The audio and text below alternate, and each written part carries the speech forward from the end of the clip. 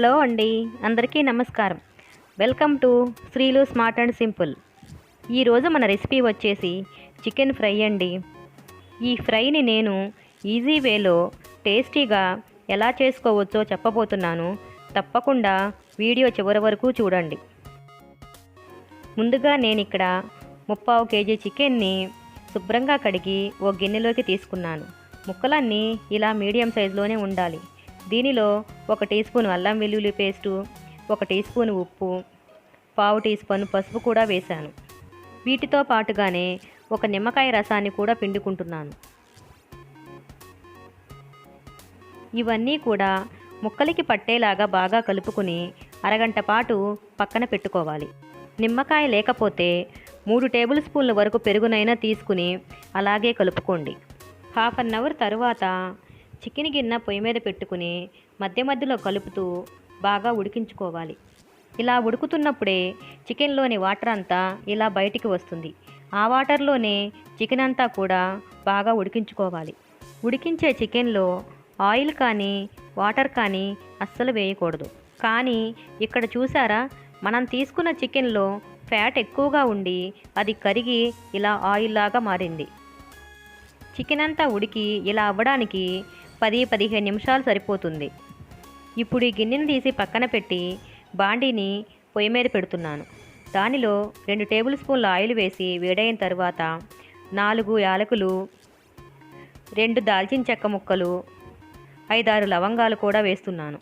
వీటితో పాటుగానే 15 నుండి 20 వరకు జీడిపప్పులను కూడా వేశాను. ఇవన్నీ కూడా మీడియం ఫ్లేమ్లోనే ఎర్రగా వచ్చేంత వరకు వేయించుకోవాలి. జీడిపప్పు ఎర్రగా వేగిన తర్వాత 2 మీడియం సైజు ఉల్లిపాయలు సన్నగా కట్ చేసుకుని వేసుకున్నాను. వాటితో పాటే 3 పచ్చిమిర్చి కూడా చీలికల్లాగా చేసుకుని వేశాను. ఇవన్నీ కూడా మీడియం ఫ్లేమ్లోనే వేయించుకోవాలి. ఇలా వేయించుకుంటున్నప్పుడే 1/2 టీ స్పూన్ పసుపు, కొద్దిగా సాల్ట్ను కూడా వేశాను. సాల్ట్ ఆల్రెడీ మనం చికెన్లో వేసాం కాబట్టి చూసుకుని వేసుకోవాలి. ఈ ఉల్లిపాయ అంతా కూడా బాగా వేగిపోయింది అనుకున్నప్పుడు మనం 1 టమాటోని కూడా సన్నగా కట్ చేసుకుని వేసుకుందాం. నేను టొమాటోని కాస్త గుజ్జు కోసమని వేశాను. మీరు వద్దనుకుంటే స్కిప్ చేయొచ్చు. ఈ టొమాటో ముక్కలు కూడా బాగా వేగి ఉల్లిపాయలో కలిసేంత వరకు వేయించుకోవాలి. ఇప్పుడు ఇంకా 1 కప్పు పుదీనా ఆకులు కూడా వేశాను. వాటితో పాటుగానే ఫ్రెష్గా రుబ్బిన 1 టీ స్పూన్ అల్లం వెల్లుల్లి పేస్ట్ కూడా వేశాను. ఇవన్నీ కూడా బాగా కలుపుకుని 2-3 నిమిషాల పాటు వేయించుకోవాలి. నాన్ వెజ్ ఐటమ్స్ ఎప్పుడు చేసినా కూడా అల్లం వెల్లుల్లి ఫ్రెష్గా రుబ్బి తీసుకోండి. ఇప్పుడు ఇంకా చికెన్ ముక్కలు కూడా వేసేసుకుని ఒకసారి బాగా కలుపుకోవాలి. నేను ఇందాక చెప్పాను కదండి, చికెన్లో ఫ్యాట్ అంతా కరిగి ఇలా ఆయిల్ లాగా అయిందని. అది కూడా మొత్తం ఇలా గరిటెతో తుడుచుకుని వేసుకోవాలి.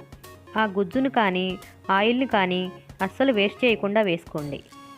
ఇలాగే చికెన్ అంతా కూడా ఒకసారి బాగా కలుపుకున్న తర్వాత ఇప్పుడు ఇంకా దీనిలోకి కొబ్బరి పొడిని ప్రిపేర్ చేసుకుందాం. ఇప్పుడు ఒక మిక్సీ జార్లోకి 3 టేబుల్ స్పూన్ల వరకు కొబ్బరి ముక్కల్ని తీసుకుంటున్నాను. నేను ఇక్కడ పచ్చి కొబ్బరిని వాడాను. మీ దగ్గర లేకపోతే ఎండు కొబ్బరినైనా వాడుకోవచ్చు. ఇప్పుడు ఇంకా ఈ కొబ్బరిని నీళ్లు వేయకుండా పొడిగానే ఇలా మిక్సీ పట్టుకోవాలి. ఈ కొబ్బరి పొడిని చికెన్లో వేసేస్తున్నాను. దీనితో పాటుగానే 1.5 టీ స్పూన్ల వరకు కారాన్ని కూడా వేస్తున్నాను. 3/4 టీ స్పూన్ వరకు గరం మసాలా పొడిని కూడా వేస్తున్నాను. ఇవన్నీ కూడా ముక్కలకి బాగా పట్టేలాగా బాగా కలుపుకోవాలి. ఇలాగే మధ్య మధ్యలో కలుపుకుంటూనే 1/2 గంట పాటు చికెన్ అంతా ఫ్రై చేశారంటే ఇంకా రెడీ అయిపోయినట్లే. నేను ఇక్కడ తీసుకుంది అల్యూమినియం కడాయి కదండి, ఇలా కాస్త అడుగున అంటుకుంటూనే ఉంటుంది. మధ్య మధ్యలో ఇలా అట్లకాడుతో గీరుకుంటూ వేయించుకోండి.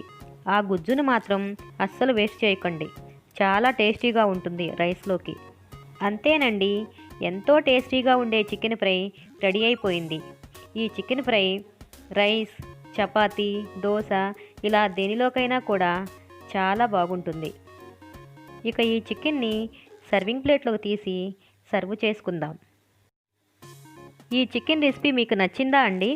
నచ్చితే కనుక తప్పకుండా లైక్ చేయండి, షేర్ చేయండి, కామెంట్ చేయండి.